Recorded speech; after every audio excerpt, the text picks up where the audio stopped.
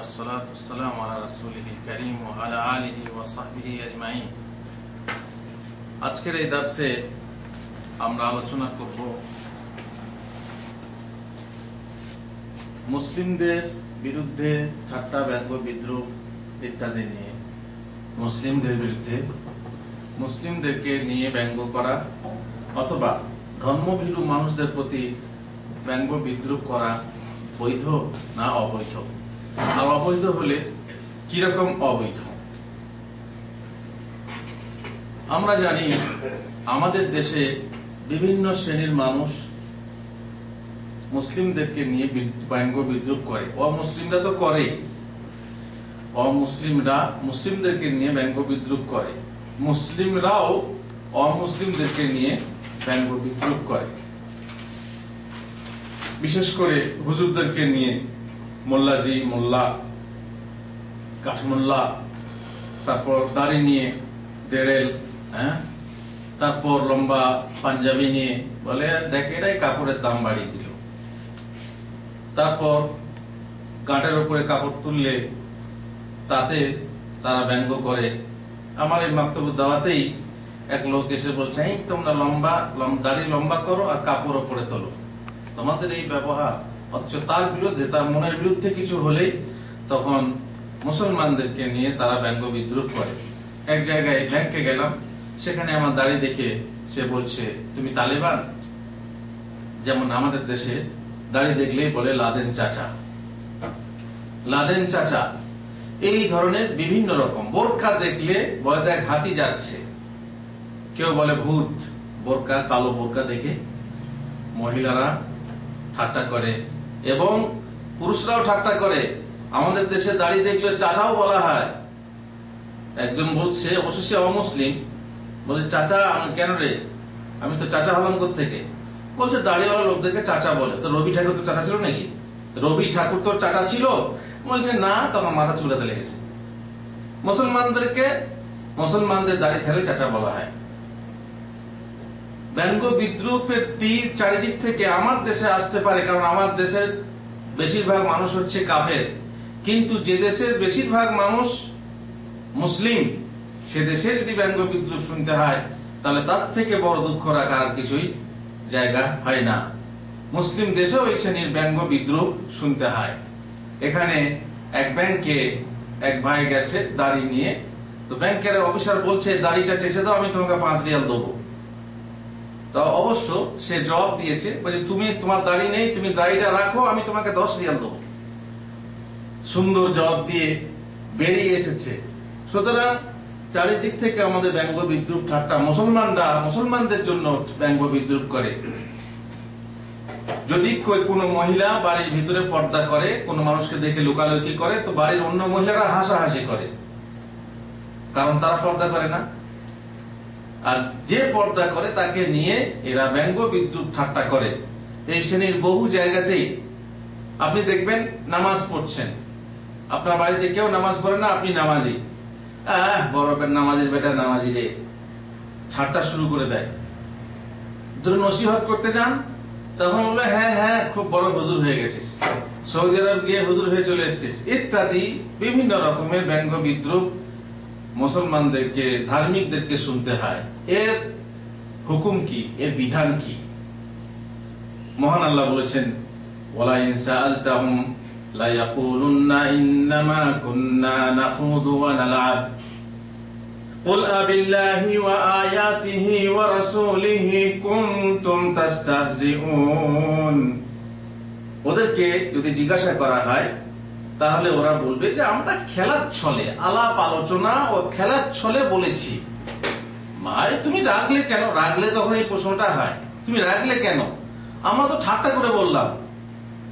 তো ঠাট্টার বিষয় আর কিছু পাওনি? আল্লাহ তাআলা বলছেন, কুল আবিল্লাহি ওয়া আয়াতিহি ওয়া রাসূলিহি কুনতুম তাস্তাহজিউন। ঠাট্টার ব্যঙ্গ বিদ্রুপের বিষয় কিছু পাওনি? আল্লাহ তাআলার ধর্ম, আল্লাহ তাআলার নিদর্শন, রাসূল নিয়ে, আয়াত নিয়ে, কোরআন নিয়ে, দাড়ি নিয়ে, টুপি নিয়ে, বোরকা নিয়ে, এই হচ্ছে ঠাট্টার বিষয় তোমাদের? ঠাট্টার বিষয় কিছু পাওনি? কুল আবিল্লাহি ওয়া আয়াতিহি ওয়া রাসূলিহি কুনতুম তাস্তাহজিউন। রাসূলুল্লাহ সাল্লাল্লাহু আলাইহি ওয়াসাল্লাম যে শরীয়ত আনয়ন করেছেন, তার আনিত কোন বস্তু ও বিষয়ের প্রতি ঠাট্টা, ব্যঙ্গ, বিদ্রুপ, উপহাস করলে সে সমস্ত মুসলমানদের সম্মিলিত ঐক্যমত যে সে ব্যক্তি কাফের হয়ে যাবে। এ হলো বিধান। যদি কেউ ব্যঙ্গ বিদ্রুপ করে ইসলামের কোনো কিছু নিয়ে, তাহলে ঐক্যমতে, তার মানে ইজমা, সেটা কি, যে সে ব্যক্তি কাফের হয়ে যাবে। যদিও প্রকৃতপক্ষে তার মনের দিক থেকে সে উপহাস করার উদ্দেশ্য না থাকে, এবং যদিও সে কৌতুক ও রসিকতার ছলে করুক না কেন, তবুও সে কাফের বলে গণ্য হবে। এই বলে পথ পাবে না যে আমি কেবল মজাক করার জন্য বলছিলাম। মজাক করে হলেও মিথ্যা বলা না যায়, তাই না? মিথ্যা বলা হারাম। মজাক করে মিথ্যা বলা যাবে না? না, মজাক করেও মিথ্যা বলা যাবে না। তেমনি ঠাট্টা করা যদি হারাম হয়, তো মজাক করেও ঠাট্টা করা যাবে না, এমনি খেলার ছলেও ঠাট্টা করা যাবে না। আর এই বিধান হলো এর প্রেক্ষাপটটা কি? এই যে আয়াত আল্লাহ তাআলা বলেছেন, এই বিধান দিয়েছেন, প্রেক্ষাপটটা কি? তাবুক যুদ্ধে কোনো একদিন মজলিসে একজন সাহাবী মন্তব্য করলেন যে, এখন সাহাবী আমাদের এই সমস্ত কারির ন্যায় কাউকে পেটুক, আসলে সাহাবী না, মুনাফিক, সাহাবীর রূপে মুনাফিক, সঙ্গী তো আল্লাহর নবীর সঙ্গী, কিন্তু মুনাফিক, সে ছিল মুনাফিক।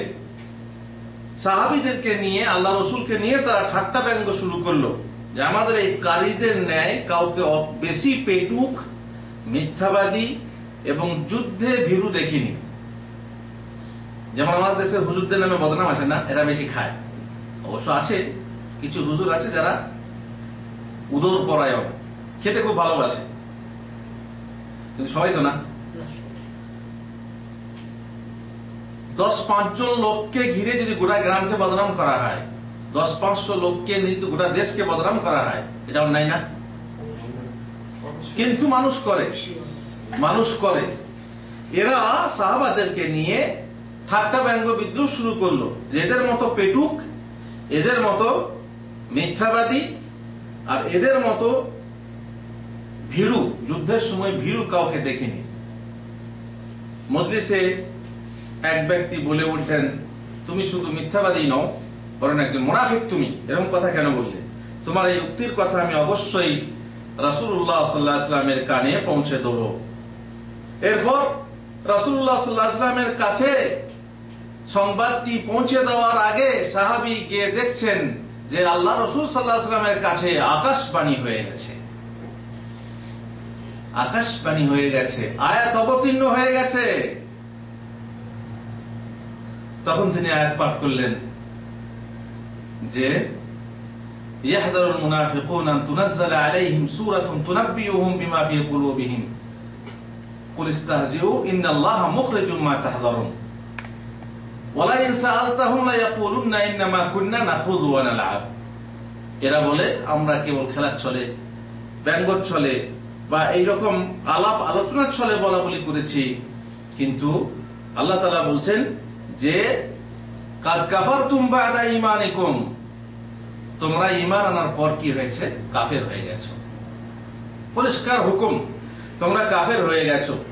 সুতরাং আব্দুল্লাহ বিন ওমর বলেন, ওই ব্যক্তিকে রাসূলুল্লাহ সাল্লাল্লাহু আলাইহি ওয়াসাল্লাম উটের লাগাম ধরে ঝুলন্ত অবস্থায় দেখলাম, আর পাথরের সঙ্গে তার পা ছেঁচে যে কথাটা বলেছে আর কি, সে তখন ক্ষমা চাইবার জন্য খুব নিজেকে নাজেহাল মনে করছে, নিবেদন করছে, ইয়া রাসূলুল্লাহ, আমরা শুধু ক্রীড়া কৌতুক করছিলাম, এমনি খেলার চলে বলছিলাম। এর উত্তরে রাসূলুল্লাহ সাল্লাল্লাহু আলাইহি ওয়াসাল্লাম শুধু নিম্নের আয়াতটি পাঠ করলেন, যেটা আগে বললাম, আবিল্লাহি কুল আবিল্লাহি ওয়া আয়াতিহি ওয়া রাসূলিহি কুনতুম তাস্তাহজিউন, বলো তোমরা কি আল্লাহ, তার নিদর্শন, তার রাসূলকে নিয়ে বিদ্রুপ করবে? বিদ্রুপ করা, ঠাট্টা ব্যঙ্গ করার জায়গার জিনিস পাওনি।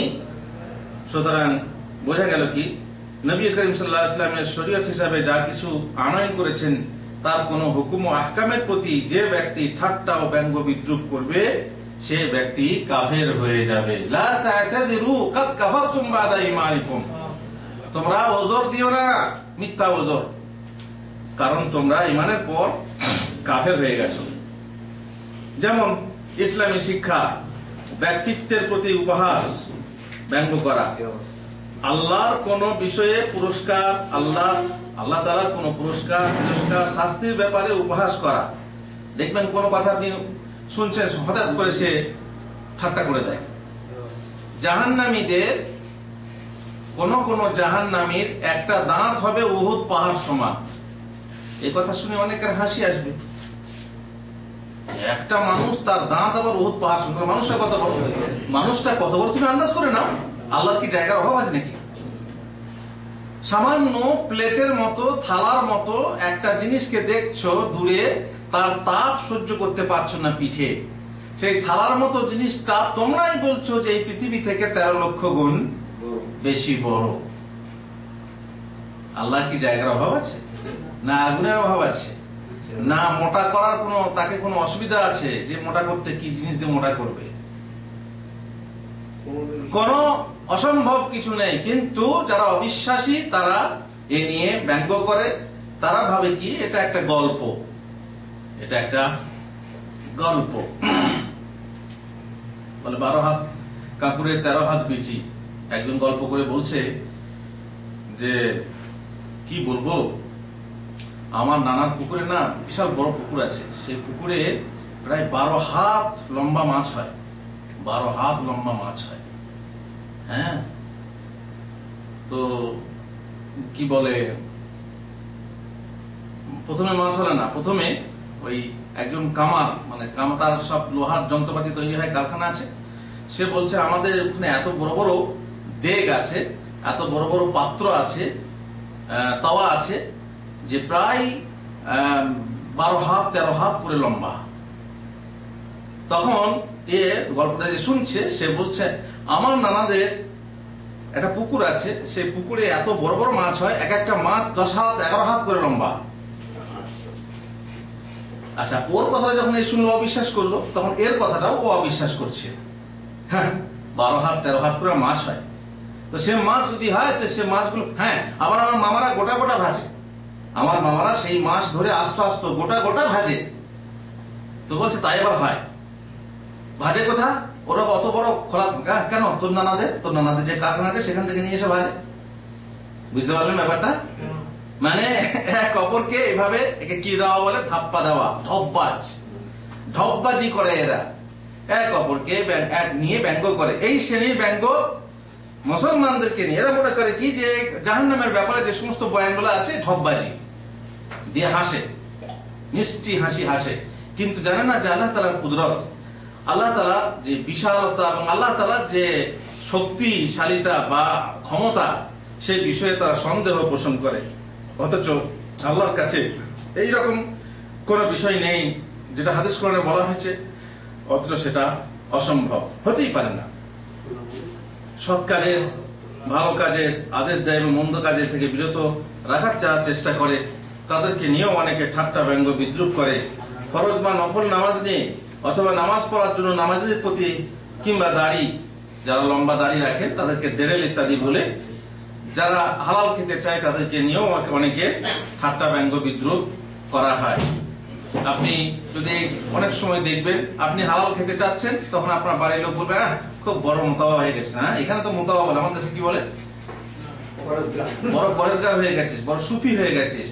হ্যাঁ হ্যাঁ, এটা করবি না, এটা করলে হারাম, এটা করলে হারাম। হ্যাঁ, এটা তুই এত বড় হয়ে গেছিস। ঠাট্টা ব্যঙ্গ বিদ্রুপ যেটা পারে শব্দ প্রয়োগ করে।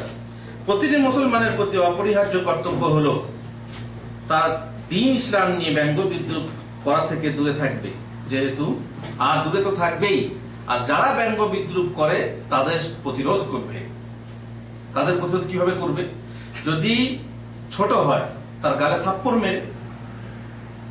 এক জায়গায় বসে আছি, ফুটবল হচ্ছিল, সেখানে অনেক লোক আছে, আমিও আছি। এমন অবস্থায় বাস থেকে নেমে এক মহিলা যাচ্ছিল বোরকা পরে।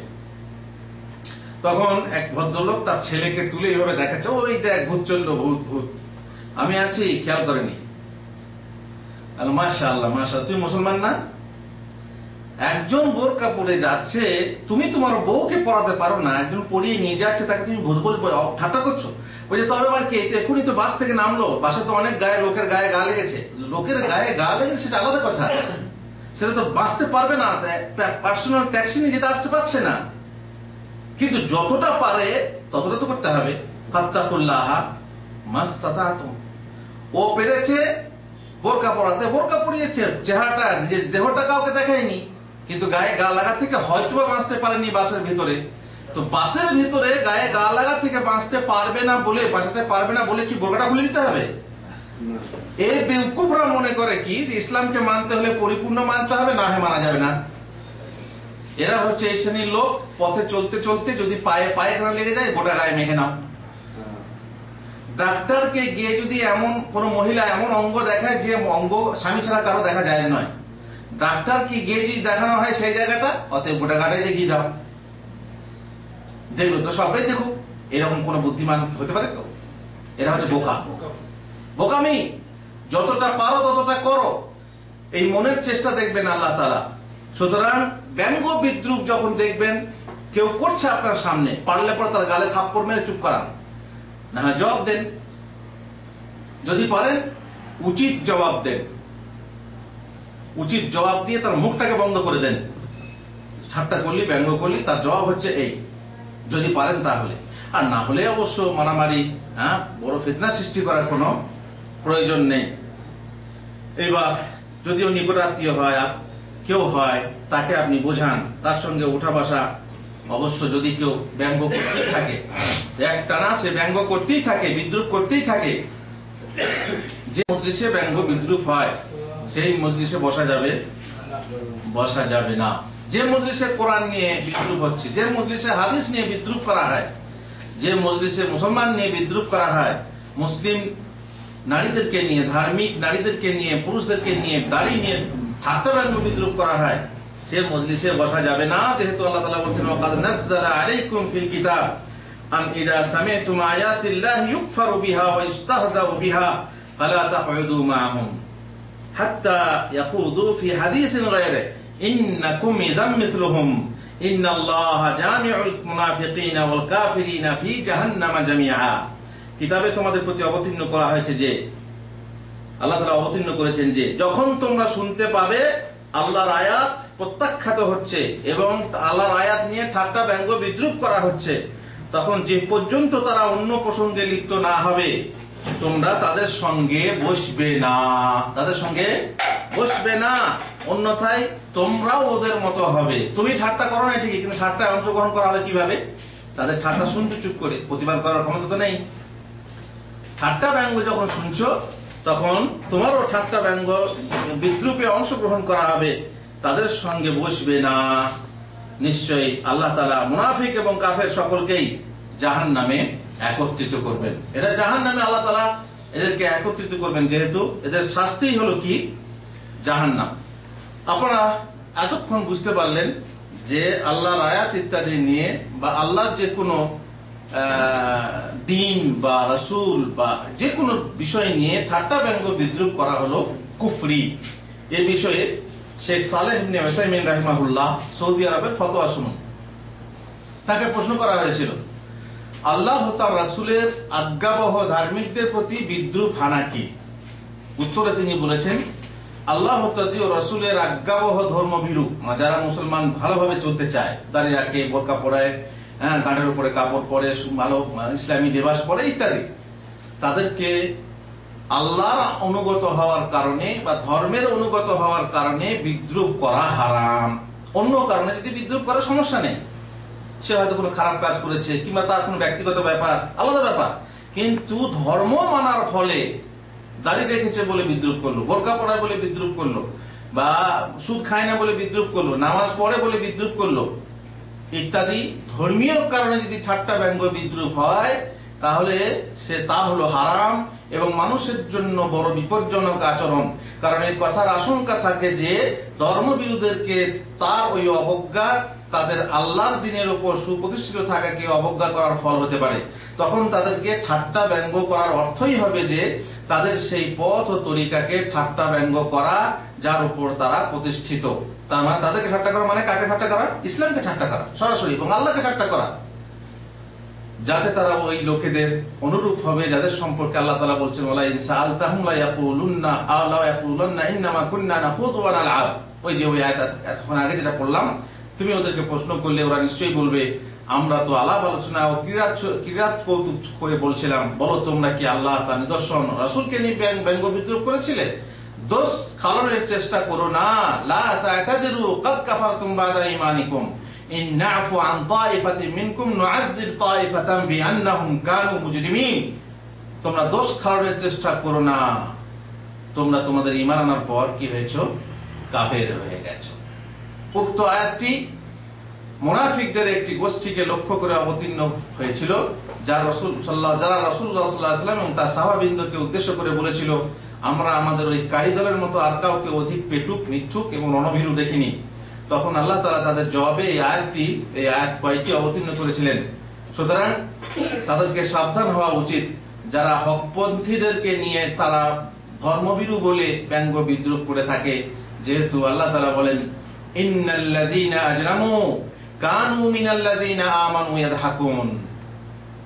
দুষ্কৃতকারীরা মুমিনদের উপহাস করত, মুমিনদেরকে নিয়ে উপহাস করত। ওয়া ইযা মাররু বিহিম ইয়াতাগামাজুন, যখন তাদের নিকট দিয়ে পাশ দিয়ে পার হয়ে যেত তখন বক্র দৃষ্টিতে ইশারা করত।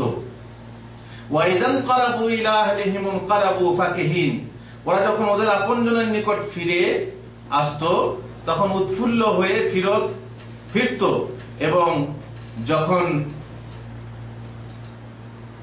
যখন ওদেরকে দেখতো তখন বলতো নিশ্চয়ই ওরাই পথভ্রষ্ট। ওয়া ইযা রাআহুম ক্বালু ইন্না হাউলাই লাদাল্লুন ওয়া মা উরসিলু আলাইহিম হাফিজিন, অথচ ওদেরকে তাদের তত্ত্বাবধায়ক করে পাঠানো হয়নি। কিন্তু কিয়ামতের দিন ফাল ইয়াউমাল্লাযীনা আমানু মিনাল কুফফারি ইয়াদহাকুন, আজকের দিন, কিয়ামতের দিন মুমিনরা কাফেরদেরকে দেখে হাসবে। আজকে দুনিয়াতে হেসে নাও, দুনিয়ায় কাফেররা মুমিনদেরকে দেখে নিয়ে হাসছে, ঠাট্টা ব্যঙ্গ বিদ্রুপ করছে, কিন্তু কাল কিয়ামতে মুমিনরা কাফেরদেরকে দেখে হাসবে। আলাল আরাইকি ইয়ানজুরুন, আর সুসজ্জিত আসন হতে ওদেরকে অবলোকন করে দেখবে, সুসজ্জিত আসনে বসে তাদেরকে নিয়ে হাসবে।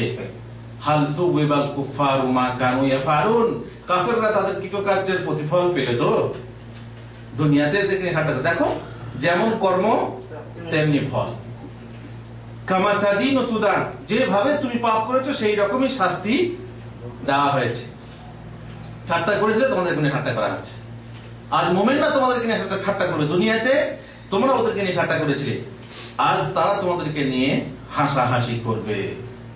সুতরাং এই হলো ইবনে উসাইমিন রাহিমাহুল্লাহ জবাব, যে মুসলমানদেরকে নিয়ে, ধার্মিকদেরকে নিয়ে তাদের ধর্ম আচরণের ফলে যদি কেউ ঠাট্টা ব্যঙ্গ বিদ্রুপ করে তাহলে জায়েজ নয়, এবং এটা হচ্ছে এক প্রকার কুফরি। আল্লাহ তাআলা আমাদেরকে তৌফিক দেন যেন আমরা সর্বতোভাবে সমস্ত রকমের ঠাট্টা ব্যঙ্গ বিদ্রুপ থেকে দূরে থাকতে পারি। এমনিতেই সাধারণত দুনিয়াদারির ব্যাপারেও ঠাট্টা ব্যঙ্গ বিদ্রুপ নিষিদ্ধ, তাই না? আল্লাহ তাআলা বলেছেন না, ইয়া আইয়ুহাল্লাযীনা আমানু লা ইয়াসখার কওমুম মিন কওমিন আসা আন ইয়াকুনু খায়রাম মিনহুম, হে ঈমানদাররা, তোমাদের একদল যেন অপর দলকে উপহাস না করে, সম্ভবত যাদেরকে উপহাস করা হয় তারা তোমার থেকে উত্তম। ওয়ালা নিসাউম মিন নিসাইন, আর একদল মহিলা যেন অপর দল মহিলাকে নিয়ে উপহাস না করে। আসা ইয়াকুননা খায়রাম মিনহুন, হতে পারে যাদেরকে নিয়ে তুমি উপহাস করছো আর ওরা উপহাস করছে ওই দলটা এই দল অপেক্ষা বেশি ভালো। যাকে তুমি ঠাট্টা ব্যঙ্গ বিদ্রুপ করছো সে হয়তো তোমার থেকে দিনদারিতে ভালো, সে হয়তো আল্লাহর কাছে তোমার থেকে ভালো। আর এই তো দিনদারি নিয়ে যদি কেউ ঠাট্টা ব্যঙ্গ বিদ্রুপ করে, তাহলে সেই দিনদারি নিয়ে ঠাট্টা করার মানে হলো দিনকে নিয়ে ঠাট্টা করা, আর দিনকে নিয়ে ঠাট্টা করার মানে হলো আল্লাহ তাআলাকে নিয়ে ঠাট্টা করা। ঠাট্টা করার বিষয় পাওনি? আবিল্লাহি ওয়া আয়াতিহি ওয়া রাসূলিহি কুনতুম তাস্তাহজিউন, হায় হায় সর্বনাশ, বহু বিষয় আছে, কিন্তু সব বাদ দিয়ে আল্লাহ রাসূলকে নিয়ে, তার আয়াতকে নিয়ে ঠাট্টা ব্যঙ্গ না। জেনে রেখো, এর জন্য কঠোর শাস্তি, কঠিন শাস্তি আছে। সুতরাং সেই শাস্তি থেকে আমাদেরকে বেঁচে থাকা দরকার। ব্যঙ্গ বিদ্রুপ আজকাল নেটের জামানায় দেখছেন, ইউটিউব বলুন আর ফেসবুক বলুন, সেখানে এক অপরকে ব্লগে কত কি লেখা হচ্ছে, একে অপরকে নিয়ে, তার ছবি নিয়ে তার বিভিন্ন রকম ক্রিটিসাইজ করা হচ্ছে, কারো ছবি নিয়ে এসে তার বিরুদ্ধে ব্যঙ্গ লেখা হচ্ছে, এবং কার্টুন তৈরি করে তার প্রতি ব্যঙ্গ করা হচ্ছে, মানে নেটে দিয়ে তার কার্টুন বানিয়ে তাকে কারো পেট মোটা করে, কারো মুখটাকে বিকৃত করে, কারো বিভিন্ন রকম ভাবে তাকে নিয়ে ব্যঙ্গ বিদ্রুপ করা হচ্ছে। ফাল্লাহুল মুস্তাআন। এসবের হিসাব অবশ্যই নেওয়া হবে। ওয়াল হিসাবু ইয়াউমাল হিসাব। আজকে যদি হিসাব নেওয়ার কেউ না থাকে, তুমি এমন জায়গায় আছো যেখান থেকে গোপন নাম নিয়ে, গোপন আইডি নিয়ে যা মন তাই লিখছো, যা মন তাই বলছো, এখন তোমার হিসাব নেওয়ার কেউ নাও থাকতে পারে, কিন্তু গোপনজ্ঞ মহান আল্লাহ তোমাকে জানেন, আর তিনি গুনে গুনে রাখছেন। একটার পর একটা হিসাব কাল কিয়ামতে দিতেই হবে। বেঁচে কেউ যাবে না, ছুটে কেউ যাবে না। এই জন্যই কিয়ামত কেন হবে, প্রশ্নের উত্তর কি? কিয়ামত কেন হবে এই প্রশ্নের উত্তর হলো যে দুনিয়ার বুকে যদি কোনো শাস্তিযোগ্য লোক শাস্তি থেকে বেঁচে যায়, কিয়ামতে গিয়ে ধরা পড়বে। আল্লাহ রাসূল সাল্লাল্লাহু আলাইহি ওয়াসাল্লাম বলেছেন না, যদি কেউ কাউকে অপবাদ দেয়, যদি কেউ তার দাসকে অপবাদ দেয়, তো এই অপবাদ যদি অপবাদের দণ্ড, অপরাধের শাস্তি কায়েম না করা হয়, অপবাদের শাস্তি কি জয়ল ভাই? অপবাদের শাস্তি কি? কেউ কাউকে মিথ্যা অপবাদ দিল, তার শাস্তি কি? দুনিয়াতে 80 খানা চাবুক মারা হবে তার পিঠে, 80 খানা চাবুক তার পিঠে মারা হবে। আর অপবাদ দেওয়া তো বুঝতেই পাচ্ছেন, রাজনীতি দলের এক দল অপর দলকে অপবাদ দেওয়া, আর অপবাদ দিয়ে ফায়দা লোটা। কিছু হলেই তখন অপবাদ দিয়ে বলে, আরে অমকের পেছনে অমকে এই জন্য করছো, এই জন্য করছো। অথচ এইসব অপবাদ, যে অপবাদের শাস্তি দুনিয়াতে কায়েম করা হয় না, যে দণ্ডবিধি প্রয়োগ করা হয় না, কিয়ামতের দিনে সেই শাস্তি প্রয়োগ করা হবে। সেই দণ্ড বিধান কিয়ামতের দিনে প্রয়োগ করা হবে। আল্লাহ তাআলা গুনে গুনে রাখছেন, একজনকেও বাকি দেবেন না, ছাড়বেন না। এ হচ্ছে ঠাট্টা, ব্যঙ্গ, বিদ্রুপ, অপর মানুষকে তুচ্ছ জ্ঞান করা আর নিজেকে বড় জ্ঞান করা। এটা কি অহংকার? এ হচ্ছে অহংকার। হক প্রত্যাখ্যান করা, মানুষকে ঘৃণা করা, মানুষকে তুচ্ছ জ্ঞান করা, এ হচ্ছে অহংকার। এই অহংকারের শাস্তি তুমি পাবে। আর অহংকার করেই সাধারণত ঠাট্টা, ব্যঙ্গ, বিদ্রুপ, অপরকে ছোট জানলে তবে তাকে নিয়ে ঠাট্টা, ব্যঙ্গ, বিদ্রুপ করা হয়। সর্বতভাবে দুনিয়াদারির ব্যাপারেও ঠাট্টা, ব্যঙ্গ করা হারাম, তেমনি দিনদারির ব্যাপারে বেশি হারাম, এবং সেটা হচ্ছে এক প্রকার কুফরি। আল্লাহ তাআলা আমাদেরকে পানাহ দেন, আল্লাহ তাআলা আমাদেরকে তৌফিক দেন, যেন আমরা সঠিকভাবে নিজেরা যেমন ভাই ভাই হয়ে সমাজে বসবাস করতে পারি। আমরা এক অপরকে ঠাট্টা, ব্যঙ্গ, বিদ্রুপ করব না। কারো ভুল হলেও তাকে নিয়ে ব্যঙ্গ বিদ্রুপ করব না। আমার বিরোধী হলেও তাকে নিয়ে হাসাহাসি করব না। ব্যঙ্গ বিদ্রুপ করলে সে আমাকে নিয়ে ব্যঙ্গ বিদ্রুপ করবে। টিট ফর টাট, তার জন্য প্রস্তুত থাকতে হবে। এই জন্য আমরা সর্বতভাবে সর্বক্ষেত্রেই ঠাট্টা, ব্যঙ্গ, বিদ্রুপ থেকে দূরে থাকবো। এই পণ এবং এই অঙ্গীকার যেন আমরা গ্রহণ করি। ওয়া সাল্লাল্লাহু আলা নবিয়িনা মুহাম্মদ ওয়া আলা আলিহি ওয়া সাহবিহি আজমাইন।